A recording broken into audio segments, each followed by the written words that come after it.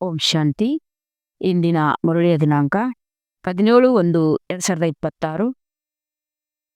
ಪರಮಾತ್ಮನ ಮಹಾವಾಕ್ಯಗಳು. ಮಧುರ ಮಕ್ಕಳೇ, ಯಾವಾಗ ಈ ಭಾರತವು ಸ್ವರ್ಗವಾಗಿತ್ತೋ ಆಗ ನೀವು ಸಂಪೂರ್ಣ ಪ್ರಕಾಶತೆಯಲ್ಲಿದ್ದಿರಿ. ಈಗ ಅಂಧಕಾರವಿದೆ, ಪುನಃ ಬೆಳಕಿನ ಕಡೆ ನಡೆಯಿರಿ. ಪ್ರಶ್ನೆ: ತಂದೆಯು ತಮ್ಮ ಮಕ್ಕಳಿಗೆ ಯಾವ ಒಂದು ಕಥೆಯನ್ನು ತಿಳಿಸಲು ಬಂದಿದ್ದಾರೆ? ಉತ್ತರ: ತಂದೆ ತಿಳಿಸುತ್ತಾರೆ, ಮಧುರ ಮಕ್ಕಳೇ, ನಾನು ನಿಮಗೆ 84 ಜನ್ಮಗಳ ಕಥೆಯನ್ನು ತಿಳಿಸುತ್ತೇನೆ. ನೀವು ಮೊಟ್ಟ ಮೊದಲ ಜನ್ಮದಲ್ಲಿದ್ದಾಗ ಒಂದೇ ದೈವಿ ಧರ್ಮವಿತ್ತು. ಮತ್ತೆ ನೀವೇ 2 ಯುಗಗಳ ನಂತರ ದೊಡ್ಡ ದೊಡ್ಡ ಮಂದಿರಗಳನ್ನು ಕಟ್ಟಿಸಿದಿರಿ, ಭಕ್ತಿಯನ್ನು ಆರಂಭಿಸಿದ್ರಿ. ಆಗ ನಿಮ್ಮದು ಇದು ಅಂತಿಮದಲ್ಲಿಯೂ ಅಂತಿಮ ಜನ್ಮವಾಗಿದೆ. ದುಃಖಹರ್ತ ಸುಖಕರ್ತ ಬನ್ನಿ ಎಂದು ನೀವೇ ಕರೆದಿರಿ. ಆದ್ದರಿಂದ ನಾವೀಗ ಬಂದಿದ್ದೇನೆ. ಗೀತೆ. ಇಂದು ಅಂಧಕಾರದಲ್ಲಿ ಮನುಷ್ಯರು. ಓಂ ಶಾಂತಿ. ನೀವು ಮಕ್ಕಳಿಗೆ ತಿಳಿದಿದೆ, ಈಗ ಇದು ಕಲಿಯುಗಿ ಪ್ರಪಂಚವಾಗಿದೆ. ಎಲ್ಲರೂ ಅಂಧಕಾರದಲ್ಲಿದ್ದಾರೆ. ಮೊದಲು ಭಾರತವು ಸ್ವರ್ಗವಾಗಿದ್ದಾಗ ಪ್ರಕಾಶತೆಯಲ್ಲಿದ್ದರು. ಇದೇ ಭಾರತವಾಸಿಗಳು ಯಾರು ತಮ್ಮನ್ನು ಹಿಂದೂಗಳೆಂದು ಕರೆಸಿಕೊಳ್ತಿದ್ದಾರೆಯೋ ಅವರು ಮೂಲತಃ ದೇವಿ ದೇವತೆಗಳಾಗಿದ್ದರು. ಭಾರತದಲ್ಲಿ ಸ್ವರ್ಗವಾಸಿಗಳಿದ್ದಾಗ ಮತ್ಯಾವುದೇ ಧರ್ಮವಿರಲಿಲ್ಲ, ಒಂದೇ ಧರ್ಮವಿತ್ತು. ಸ್ವರ್ಗ, ವೈಕುಂಠ, ಬಹಿಷ್ಠ, ಹೆವೆನ್ ಇವೆಲ್ಲವೂ ಭಾರತದ ಹೆಸರುಗಳಾಗಿದ್ದಾವೆ. ಭಾರತವು ಪವಿತ್ರ ಮತ್ತು ಪ್ರಾಚೀನ ಧನವಂತವಾಗಿತ್ತು. ಈಗಂತೂ ಭಾರತವು ಕಂಗಾಲಾಗಿದೆ, ಏಕೆಂದರೆ ಈಗ ಕಲಿಯುಗವಾಗಿದೆ. ನಿಮಗೆ ತಿಳಿದಿದೆ, ನಾವು ಅಂಧಕಾರದಲ್ಲಿದ್ದೇವೆ. ಸ್ವರ್ಗದಲ್ಲಿದ್ದಾಗ ಪ್ರಕಾಶತೆಯಲ್ಲಿದ್ದೆವು. ಸ್ವರ್ಗದ ರಾಜರಾಜೇಶ್ವರಿ ಶ್ರೀ ಲಕ್ಷ್ಮೀನಾರಾಯಣರಾಗಿದ್ದರು. ಅದಕ್ಕೆ ಸುಖಧಾಮವೆಂದು ಹೇಳಲಾಗುತ್ತದೆ. ತಂದೆಯಿಂದಲೇ ನೀವು ಸುಖದ ಆಸ್ತಿಯನ್ನು ಪಡೆಯಲೇಬೇಕಾಗಿದೆ. ಅದಕ್ಕೆ ಜೀವನ್ಮುಕ್ತಿ ಎಂದು ಹೇಳಲಾಗುತ್ತದೆ. ಈಗಂತೂ ಎಲ್ಲರೂ ಜೀವನ ಬಂಧನದಲ್ಲಿದ್ದಾರೆ. ವಿಶೇಷವಾಗಿ ಭಾರತ ಹಾಗೂ ಇಡೀ ಪ್ರಪಂಚವೇ ರಾವಣ ಬಂಧನದಲ್ಲಿ ಶೋಕವಾಟಿಕೆಯಾಗಿದೆ. ರಾವಣ ಕೇವಲ ಲಂಕೆಯಲ್ಲಿದ್ದನು ಮತ್ತು ರಾಮನು ಭಾರತದಲ್ಲಿದ್ದನು. ರಾವಣನು ಬಂದು ಸೀತೆಯನ್ನು ಅಪಹರಿಸಿದನು ಎಂದಲ್ಲ. ಇವೆಲ್ಲ ದಂತಕಥೆಗಳಾಗಿವೆ. ಗೀತೆಯು ಮುಖ್ಯವಾಗಿದೆ. ಸರ್ವಶಾಸ್ತ್ರಮಣಿ ಶಿರೋಮಣಿ ಶ್ರೀಮತ್ ಅರ್ಥಾತ್ ಭಗವಂತನು ಭಾರತದಲ್ಲಿ ಉಚ್ಚರಿಸುವುದಾಗಿ ಮನುಷ್ಯರು ಯಾರದೇ ಸದ್ಗತಿ ಮಾಡಲು ಸಾಧ್ಯವಿಲ್ಲ. ಸತ್ಯುಗದಲ್ಲಿ ಜೀವನ್ಮುಕ್ತ ದೇವಿ ದೇವತೆಗಳಿದ್ದರು. ಯಾರು ಈ ಆಸ್ತಿಯನ್ನು ಕಲಿಯುಗದ ಅಂತ್ಯದಲ್ಲಿ ಪಡೆದಿದ್ದರು. ಭಾರತವಾಸಿಗಳಿಗೆ ಇದು ತಿಳಿದೇ ಇಲ್ಲ. ಯಾವುದೇ ಶಾಸ್ತ್ರಗಳಲ್ಲಿಯೂ ಇಲ್ಲ.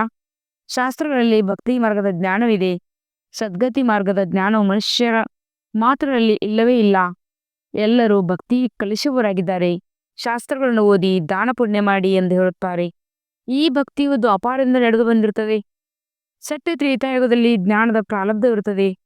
ಅಲ್ಲಿ ಈ ಜ್ಞಾನವು ನಡೆದು ಬರುತ್ತದೆ ಎಂದಲ್ಲ. ಭಾರತಕ್ಕೆ ಯಾವ ಆಸ್ತಿ ಇತ್ತೋ ಅದು ತಂದೆಯಿಂದ ಸಂಗಮಯುಗದಲ್ಲಿ ಸಿಕ್ಕಿತು. ಅದು ಈಗ ಪುನಃ ನಿಮಗೆ ಸಿಗುತ್ತದೆ.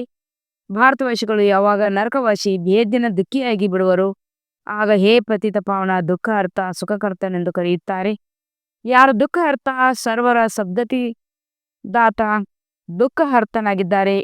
ಏಕೆಂದರೆ ಮುಖ್ಯವಾಗಿ ಭಾರತ ಹಾಗೂ ಸಾಮಾನ್ಯವಾಗಿ ಇಡೀ ಪ್ರಪಂಚದ ಎಲ್ಲರಲ್ಲಿ ಪಂಚವಿಕಾರಗಳಿವೆ. ತಂದೆಯು ಪತಿತ ಪಾವನರಾಗಿದ್ದಾರೆ. ತಂದೆಯು ತಿಳಿಸುತ್ತಾರೆ, ನಾನು ಕಲ್ಪಕಲ್ಪವು ಸಂಗಮದ ಯುಗದಲ್ಲಿ ಬರುತ್ತೇನೆ. ಸರ್ವರ ಸದ್ಗತಿದಾತನಾಗುತ್ತೇನೆ. ಅಹಲ್ಯರು, ಗಣಿಕೆಯರು ಮತ್ತು ಯಾರೆಲ್ಲ ಗುರುಗಳಿದ್ದಾರೆಯೋ ಅವರೆಲ್ಲರ ಉದ್ಧಾರವನ್ನು ನಾನೇ ಮಾಡಬೇಕಾಗುತ್ತದೆ.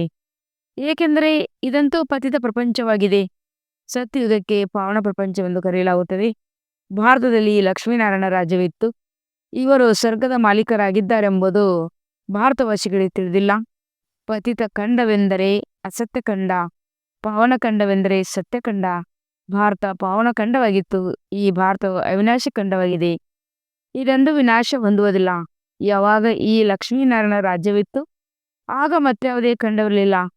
ಅವೆಲ್ಲವೂ ನಂತರದಲ್ಲಿ ಬರುತ್ತವೆ. ಮನುಷ್ಯರು ಕಲ್ಪವನ್ನು ಲಕ್ಷಾಂತರ ವರ್ಷಗಳೆಂದು ಬರೆದು ಬಿಟ್ಟಿದ್ದಾರೆ.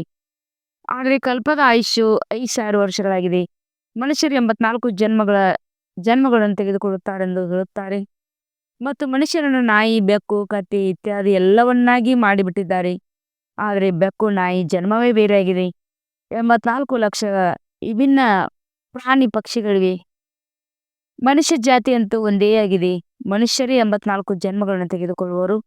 ತಂದೆ ತಿಳಿಸುತ್ತಾರೆ, ಭಾರತವಾಸಿಗಳು ಡ್ರಾಮಾನುಸಾರ ತಮ್ಮ ಧರ್ಮವನ್ನೇ ಮರೆತು ಹೋಗಿದ್ದಾರೆ. ಕಲಿಯುಗದ ಅಂತ್ಯದಲ್ಲಿ ಸಂಪೂರ್ಣ ಪತಿತರಾಗಿ ಬಿಟ್ಟಿದ್ದಾರೆ. ಮತ್ತೆ ಸಂಗಮ ಯುಗದಲ್ಲಿ ಬಂದು ಪಾವನ ಮಾಡುತ್ತಾರೆ. ಇದಕ್ಕೆ ದುಃಖಧಾಮ ಎಂದು ಹೇಳಲಾಗುತ್ತದೆ. ನಂತರ ಇದೇ ಭಾರತವು ಸುಖಧಾಮವಾಗುವುದು. ತಂದೆ ತಿಳಿಸುತ್ತಾರೆ, ಮಕ್ಕಳೇ, ನೀವು ಭಾರತವಾಸಿಗಳು ಸ್ವರ್ಗವಾಸಿಗಳಾಗಿದ್ದೀರಿ. ನಂತರ ನೀವು 84 ಜನ್ಮಗಳ ಏಣಿಯನ್ನು ಇಳಿಯುತ್ತೀರಿ. ಸತ್ವದಿಂದ ರಜೋ ತಮೋದಲ್ಲಿ ಖಂಡಿತ ಬರಲೇಬೇಕಾಗಿದೆ. ನೀವು ದೇವತೆಗಳಂತಹ ಧನವಂತರು, ಸದಾ ಸಂತೋಷ, ಆರೋಗ್ಯ, ಐಶ್ವರ್ಯವಂತರು ಮತ್ತಾರು ಆಗುವುದಿಲ್ಲ. ಭಾರತವು ಎಷ್ಟು ಸಾಹುಕಾರವಾಗಿತ್ತು. ವಜ್ರ ರತ್ನಗಳು ಕಲ್ಲುಗಳ ತರ ಹೇರಳವಾಗಿದ್ದವು. 2 ಯುಗಗಳ ನಂತರ ಭಕ್ತಿ ಮಾರ್ಗದಲ್ಲಿ ಎಷ್ಟು ದೊಡ್ಡ ದೊಡ್ಡ ಮಂದಿರಗಳನ್ನು ಕಟ್ಟಿಸುತ್ತಾರೆ. ಅದು ಎಷ್ಟು ಬಾರಿ ಮಂದಿರಗಳನ್ನು ಕಟ್ಟಿಸಿದರು. ಸೋಮನಾಥ್ ಮಂದಿರವು ದೊಡ್ಡದಕ್ಕಿಂತ ದೊಡ್ಡದಾಗಿತ್ತು. ಕೇವಲ ಒಂದು ಮಂದಿರವೇ ಇರುವುದಿಲ್ಲ ಅಲ್ಲವೇ? ಅನ್ಯ ರಾಜರ ಮಂದಿರಗಳೂ ಇದ್ದವು. ಎಷ್ಟೊಂದು ಲೂಟಿ ಮಾಡಿಕೊಂಡು ಹೋಗಿದ್ದಾರೆ. ತಂದೆಯು ನೀವು ಮಕ್ಕಳಿಗೆ ಸ್ಮೃತಿ ತರಿಸುತ್ತಾರೆ. ನಿಮ್ಮನ್ನು ಎಷ್ಟು ಸಾಹುಕಾರನಾಗಿ ಮಾಡಿದ್ದೇನು. ನೀವು ಸರ್ವಗುಣ ಸಂಪನ್ನರು, 14 ಸಂಪೂರ್ಣರಾಗಿದ್ದೀರಿ. ಯಥಾ ಮಹಾರಾಜ ಮಹಾರಾಣಿ ಅವರಿಗೆ ಭಗವಾನ್ ಭಗವತಿ ಎಂದು ಹೇಳಬಹುದು. ಆದರೆ ತಂದೆ ತಿಳಿಸಿದ್ದಾರೆ, ಭಗವಂತನು ಒಬ್ಬರೇ ಆಗಿದ್ದಾರೆ. ಅವರು ತಂದೆಯಾಗಿದ್ದಾರೆ. ಕೇವಲ ಈಶ್ವರ ಅಥವಾ ಪ್ರಭು ಎಂದು ಹೇಳಿದಾಗಲೂ ಸಹ ಅವರು ಎಲ್ಲಾ ಆತ್ಮಗಳ ತಂದೆಯಾಗಿದ್ದಾರೆ ಎಂಬುದು ನೆನಪಿಗೆ ಬರುವುದಿಲ್ಲ.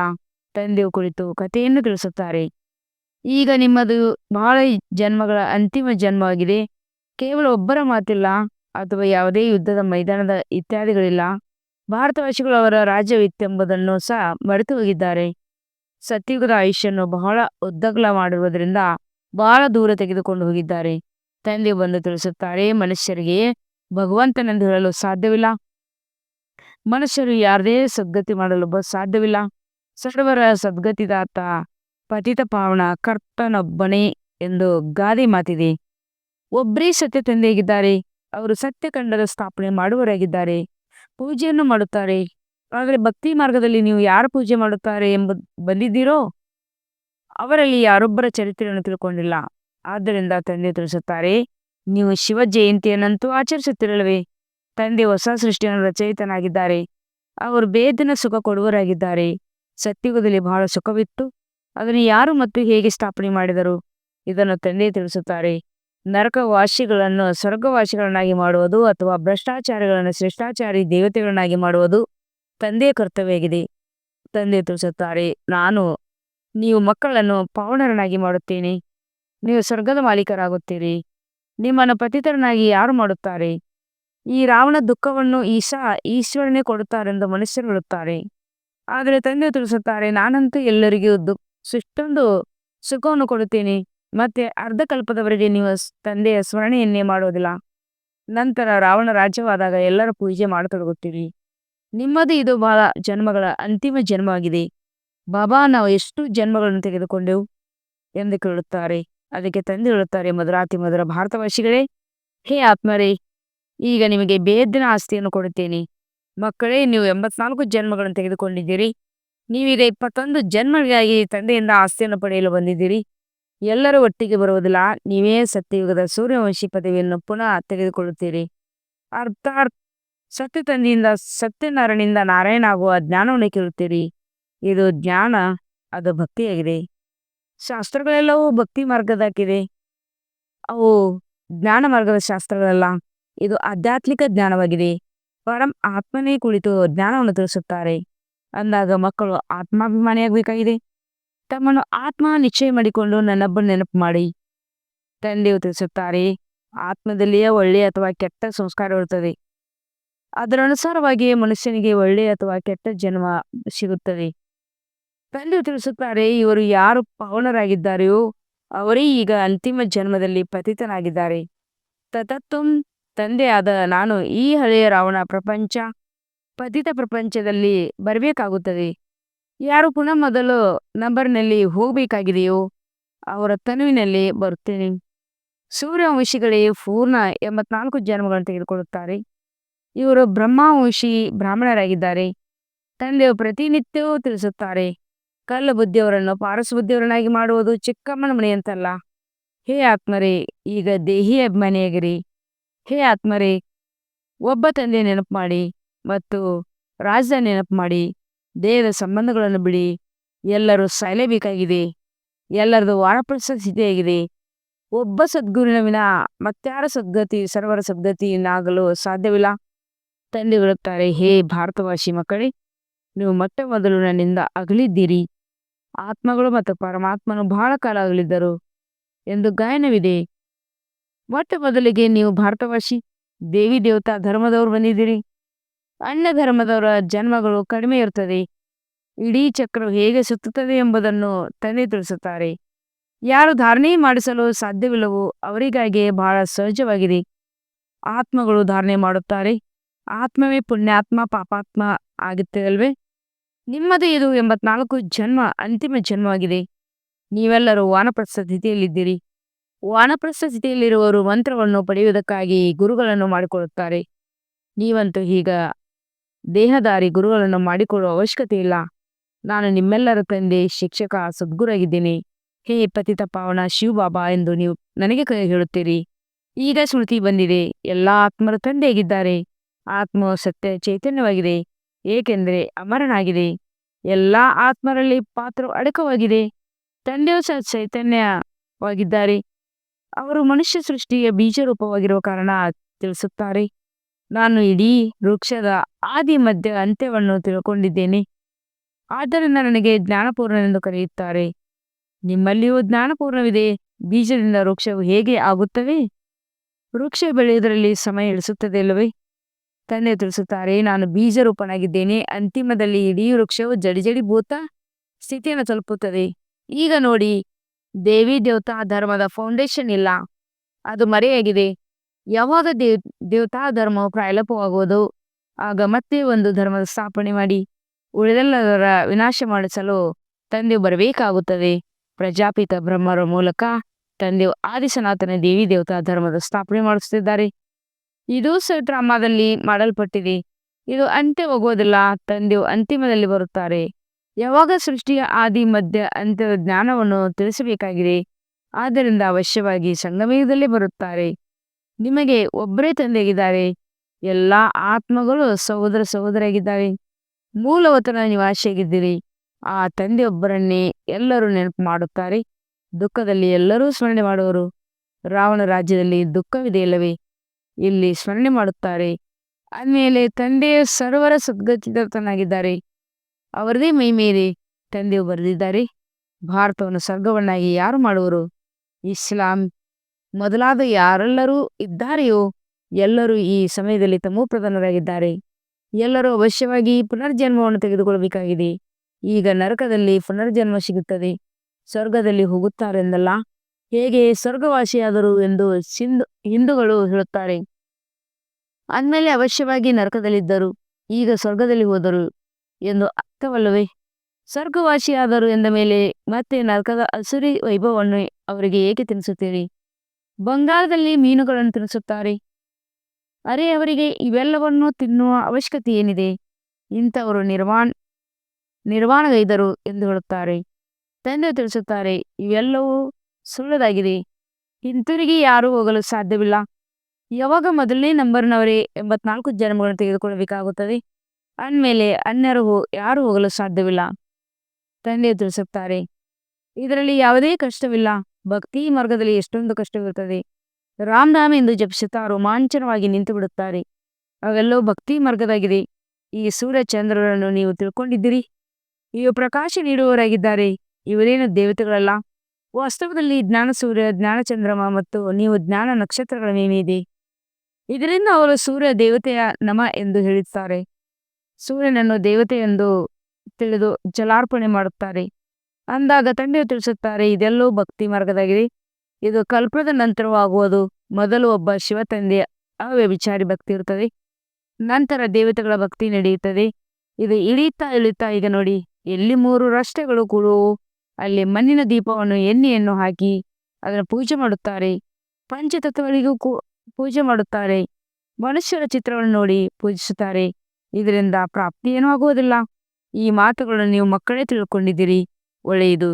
ಮಧುರಾತಿ ಮಧುರ ಅಗಲಿ ಹೋಗಿ ಮರಳಿ ಸಿಕ್ಕಿರುವ ಮಕ್ಕಳ ಪ್ರತಿ ಮಾತ್ಪೀತ ಬಾಪ್ತದರ ನೆನಪು, ಪ್ರೀತಿ ಹಾಗೂ ಸುಪ್ರಭಾತ. ಆತ್ಮಿಕ ಮಕ್ಕಳಿಗೆ ಆತ್ಮಿಕ ತಂದೆಯೇ ನಮಸ್ತೆ. हम रूहानी बच्चों की रूहानी बाप दादा को याद प्यार और गुड मॉर्निंग और नमस्ते नमस्ते नमस्ते. शुक्रिया बाबा शुक्रिया. ವಹ ಬಾಬಾ ವಹ. ಧಾರಣೆಗಾಗಿ ಮುಕ್ತಿ ಸಾರ. ಆತ್ಮನಿಂದ ಕೆಟ್ಟ ಸಂಸ್ಕಾರಗಳನ್ನು ತೆಗೆಯಲು ಆತ್ಮಾಭಿಮಾನಿಯಾಗಿರುವ ಅಭ್ಯಾಸ ಮಾಡಬೇಕಾಗಿದೆ. ಇದು ಅಂತಿಮ 84ನೇ ಜನ್ಮವಾಗಿದೆ. ವಾನಪ್ರಸ್ಥ ಸ್ಥಿತಿಯಾಗಿದೆ. ಆದ್ದರಿಂದ ಪುಣ್ಯಾತ್ಮರಾಗುವ ಪರಿಶ್ರಮ ಪಡಬೇಕಾಗಿದೆ. 2ನೇ ಪಾಯಿಂಟ್ ಆಗಿದೆ. ದೇಹದ ಎಲ್ಲಾ ಸಂಬಂಧಗಳನ್ನು ಬಿಟ್ಟು ಒಬ್ಬ ತಂದೆಯನ್ನು ಮತ್ತು ರಾಜಧಾನಿಯನ್ನು ನೆನಪು ಮಾಡಬೇಕು. ಬೀಜ ಮತ್ತು ವೃಕ್ಷದ ಜ್ಞಾನವನ್ನು ಸ್ಮರಣೆ ಮಾಡಿ ಸದಾ ಹರ್ಷಿತರಾಗಬೇಕು. ವರದಾನ: ಉಪರಾಮ್ ಮತ್ತು ವ್ಯವರ್ಡಿಯಾಗಿದ್ದು ಬುದ್ಧಿಯ ಮೂಲಕ ಐಶ್ವರ್ಯಾಗುವ ಅಭ್ಯಾಸವನ್ನು ಮಾಡುವಂತ ಸರ್ವ ಕಲೆಗಳಲ್ಲಿ ಸಂಪನ್ನ ಭವ. ಹೇಗೆ ಸರ್ಕಸ್ನಲ್ಲಿ ಹುರುಪನ್ನು ತೋರಿಸುವಂತ ಕಲೆಗಾರರ ಪ್ರತಿ ಕರ್ಮವು ಕಲೆಯಾಗಿ ಬಿಡುತ್ತದೆ. ಆ ಕಲೆಗಾರರ ಯಾವುದೇ ಅಂಗವನ್ನು ಹೇಗೆ ಬೇಕು, ಎಲ್ಲಿ ಬೇಕು, ಎಷ್ಟು ಸಮಯದವರೆಗೆ ಬೇಕು, ಅಲ್ಲಿವರೆಗೆ ಮೋಲ್ಡ್ ಮಾಡಲು ಸಾಧ್ಯವಾಗುವುದು ಇದೇ ಕಲೆಯಾಗಿದೆ. ತಾವು ಮಕ್ಕಳ ಬುದ್ಧಿಯನ್ನು ಯಾವಾಗ ಬೇಕು, ಎಷ್ಟು ಸಮಯದವರೆಗೆ ಎಲ್ಲಿ ಸ್ಥಿತಗೊಳಿಸಬೇಕು, ಅಲ್ಲಿ ಸ್ಥಿತಗೊಳಿಸುವುದೇ ಅತಿ ಶ್ರೇಷ್ಠವಾದ ಕಲೆಯಾಗಿದೆ. ಈ ಒಂದು ಕಲೆಯಿಂದ 14 ಕುಲ ಸಂಪನ್ನರನ್ನಾಗಿ ಬಿಡುವರಿ. ಇದಕ್ಕಾಗಿ ಈ ರೀತಿಯಾಗಿ ಉಪರಾಮ್ ಎಂದು ಹೊರಡಿಯಾಗಿರಿ. ಅದು ಆದೇಶಾನುಸಾರ 1 ಸೆಕೆಂಡ್ನಲ್ಲಿ ಐಶ್ವರ್ಯಾಗಿ ಬಿಡಬೇಕು. ಯುದ್ಧದಲ್ಲಿ ಸಮಯ ಹೋಗಬಾರದು ಅಥವಾ ಕಳೆದು ಹೋಗಬಾರದು.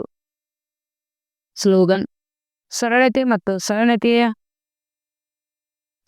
ಮತ್ತು ಸಹನಶೀಲತೆಯ ಗುಣವನ್ನು ಧಾರಣೆ ಮಾಡಿಕೊಳ್ಳುವರೆ ಸತ್ಯ ಸ್ನೇಹಿ ಹಾಗೂ ಸಹಯೋಗಿ ಆಗುತ್ತಾರೆ. ಅವ್ಯಕ್ತ ಸೂಚನೆಗಳು: ಈ ಅವ್ಯಕ್ತ ಮಾಸದಲ್ಲಿ ಬಂಧನ ಮುಕ್ತರಾಗಿ ಜೀವನ್ಮುಕ್ತ ಸ್ಥಿತಿಯ ಅನುಭವ ಮಾಡ್ರಿ. ಯಾರು ಪರಮಾತ್ಮ ಜ್ಞಾನಿ ಮಕ್ಕಳಾಗಿದ್ದಾರೋ ಅವರಿಗೆ ಜ್ಞಾನದ ಫಲವಾಗಿ ಮುಕ್ತಿ ಮತ್ತು ಜೀವನ್ಮುಕ್ತಿ ಆಸ್ತಿ ಸಂಗಮಯುಗದಲ್ಲೇ ಲಭಿಸುತ್ತಾರೆ. ಜ್ಞಾನ ಎಂದರೆ ತಿಳುವಳಿಕೆಯುಕ್ತ ಆತ್ಮ ಪ್ರತಿ ಕರ್ಮವನ್ನು ಮಾಡುತ್ತಾ ಇದ್ದರೂ ಸ್ವತಃ ಬಂಧನ ಮುಕ್ತ ಎಲ್ಲಾ ಆಕರ್ಷಣೆಗಳಿಂದ ಮುಕ್ತರಾಗುವುದನ್ನು ತಿಳಿದುಕೊಂಡಿರುತ್ತದೆ. ಅವರ ಪ್ರತಿ ಸಂಕಲ್ಪ, ಮಾತು, ಕರ್ಮ, ಸಂಬಂಧ ಮತ್ತು ಸಂಪರ್ಕದಲ್ಲೂ ಮುಕ್ತಿ ಜೀವನ್ಮುಕ್ತಿಯ ಸ್ಟೇಜ್ ಇರುತ್ತದೆ. ಇದನ್ನೇ ನ್ಯಾರ ಮತ್ತು ಪ್ಯಾರ ಎಂದು ಹೇಳಿದ್ದಾರೆ. ಇದನ್ನು ಭಿನ್ನ ಮತ್ತು ಪ್ರಿಯ ಎಂದು ಹೇಳಿದ್ದಾರೆ. ಓಂ ಶಾಂತಿ.